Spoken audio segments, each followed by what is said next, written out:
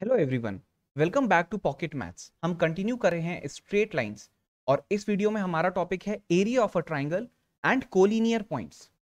तो आइए सबसे पहले देखते हैं एरिया ऑफ अ ट्राइंगल।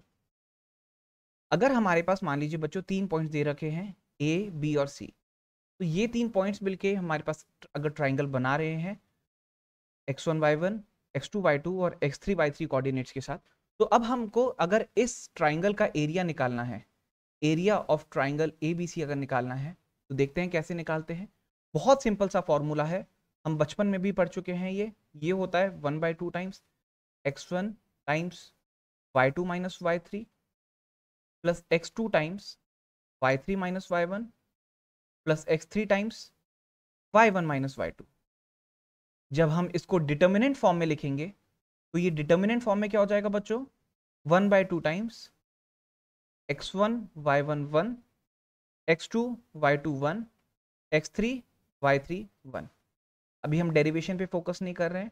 हमारे लिए मेन इंपॉर्टेंट जानना कि अगर हमको तीन पॉइंट्स दे रखे हैं तो उनके बीच का जो ट्राइंगल बनेगा उसका एरिया कैसे निकालना है। आप बहुत इजीली ये फॉर्मूला यूज करके निकाल सकते हैं।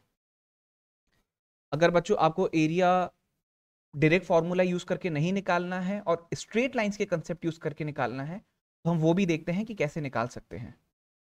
तो बच्चों हमको ये पता है एरिया ऑफ जो ट्राइंगल ए बी सी रहेगा वो हमेशा हमारे पास क्या रहेगा, half times base into height. अब यहां पर हमारे पास मान लीजिए ट्राइंगल था ए बी सी। अब हम यहां पर मान लेते हैं बेस हम बी सी यूज करने वाले हैं, तो हमको बी सी की लेंथ आराम से पता है। दो पॉइंट्स दे रखे हैं, हम डिस्टेंस फॉर्मूला यूज करेंगे। डिस्टेंस फॉर्मूला क्या था, under root of y3 minus y2 का square plus x3 minus x2 का स्क्वायर, ये पूरा अंडर रूट में। इसको इसके बेसिस पे हम आराम से अपना BC निकाल देंगे। अब हमारे पास लेंथ ऑफ BC आ गई। अब हमको परपेंडिकुलर डिस्टेंस निकालना है ए पॉइंट का। मान लीजिए इससे परपेंडिकुलर बनाई तो ये डी पॉइंट पे आए। अब हमको बच्चों जब BC पॉइंट पता है तो हम टू पॉइंट मेथड यूज करके BC लाइन की इक्वेशन निकाल सकते हैं। आई होप ये क्लियर होगा। जब हमने BC की इक्वेशन निकालनी, जब हमने BC की इक्वेशन हमको पता चल गई, हमको पॉइंट ए पता है, तो ए का हम डिस्टेंस भी निकाल सकते हैं BC से। हम पहले भी वीडियो में देख चुके हैं कि how to find the distance of a point from a line. तो उसके बेसिस पे हमको परपेंडिकुलर डिस्टेंस पता चल जाएगा AD का। जब हमको परपेंडिकुलर डिस्टेंस पता चल गया, हमको बेस पता चल गया, तो हम half times base into height करके आराम से इस ट्राइंगल का एरिया निकाल सकते हैं। अब हम देखने वाले हैं अगली चीज, कोलिनियर पॉइंट्स के बारे में।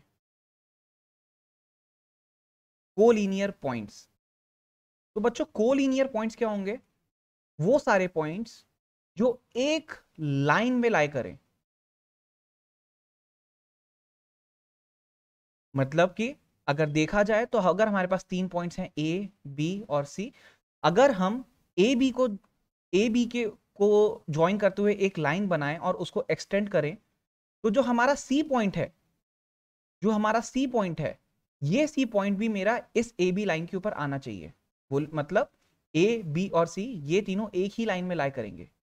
अगर ये तीनों पॉइंट्स मेरे एक ही लाइन पे लाई करेंगे, इसका मतलब कि मैं अगर इन तीनों पॉइंट्स को ज्वाइन करते हुए कोई भी ट्राइंगल बनाने की कोशिश करूं, तो वो ट्राइंगल नहीं बन पाएगा। मतलब अगर मैं उसको बोलूं तो एक तरह से ये सोच सकता हूं कि जो मेरे पास ट्राइंगल एबीसी बन रहा है, इसका जो एरिया है, area of this triangle ABC is equal to 0। मतलब determinant of x1 y1 1 x2 y2 1 और x3 y3 1, ये जो डिटर्मिनेंट है, ये डिटर्मिनेंट की वैल्यू मेरी 0 हो जाएगी। आई होप ये क्लियर होगा। बहुत आसान सी चीज है, ज्यादा कुछ हार्ड एंड फास्ट नहीं है इसको समझने के लिए, आप इजीली समझ सकते हैं। तो अगर हमारे पास ये कंडीशन मीट हो गई, इसका मतलब कि ये जो तीन पॉइंट्स थे मेरे ए बी सी, ये तीनों कोलिनियर है। एक और मेथड देख सकते हैं बच्चों हम कि मेथड क्या हो सकता है कि तीन पॉइंट्स को कोलिनियर प्रूफ करने का। तो हमने ये देखा कि कोलिनियर पॉइंट्स क्या होते हैं कि अगर एक कॉमन लाइन ऐसी एग्जिस्ट करती हो जिस पे ये तीनों पॉइंट्स लाई करेंगे, तो ये तीनों पॉइंट्स कोलिनियर हो जाएंगे। इसका मतलब समझिए बच्चों कि अगर मैं इस लाइन के ऊपर कोई भी दो पॉइंट्स उठाऊंगा तो उसका स्लोप हमेशा सेम रहना चाहिए। बिल्कुल रहना चाहिए। मान लीजिए मैंने 2 पॉइंट्स उठा लिए ए बी, तो जो ए बी को ज्वाइन करने वाली लाइन बन रही होगी, इसका जो स्लोप होगा, मान लीजिए इसका जो स्लोप हो गया M A B, this will be equal to the slope, this will be equal to the slope of the line joining points B C. B C को जो लाइन ज्वाइन कर रही है, इसकी स्लोप भी बराबर होनी चाहिए, which is also equal to the slope of the line joining points AC. AC को भी जो ज्वाइन कर रही है उसका स्लोप भी सेम होना चाहिए।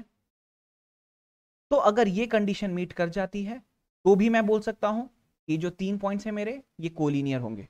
इसमें अगर कोई भी 2 चीजें चेक कर लूं तो उसके बेसिस पे भी मैं बता सकता हूं कि ये लाइन मेरी, ये पॉइंट्स मेरे कोलिनियर हैं।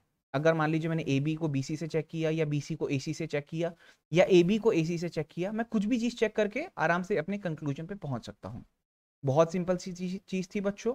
कोई भी अगर आपके सजेशंस हो, फीडबैक्स हो, तो प्लीज आप कमेंट्स में बताइए। Thank you so much.